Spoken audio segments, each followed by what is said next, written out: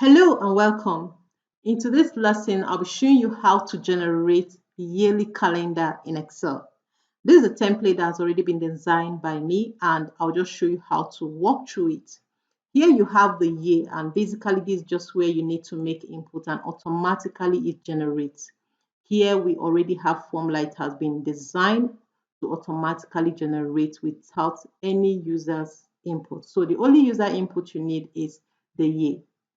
And beside it is a navigation button or a spin button, as we call it in Excel. So when you navigate up, I've designed this spin button to navigate from 2020 to 2030. So if I go up, I'll be moving to, as you can see, the calendar is updating automatically itself. So 2022, if you go down, this 2021, and you can see the dates. All right. So when you scroll up, you can see the dates. You can see the changes in the calendar, the months, and even the dates of the calendar. So this calendar has already been designed to automatically generate itself. So all you need to do is to navigate to the year you desire.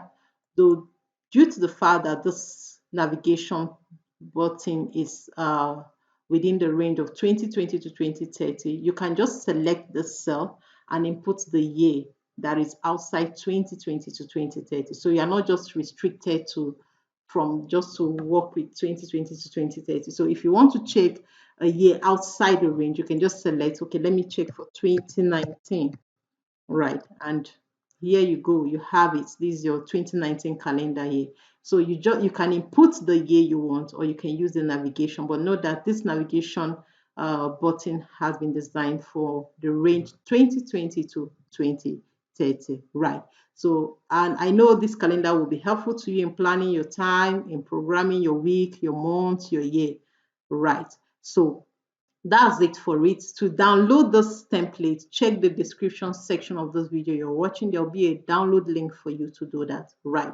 And don't forget to like this video, to share with as many that you know that will benefit from it, and subscribe to my channel for more value tips.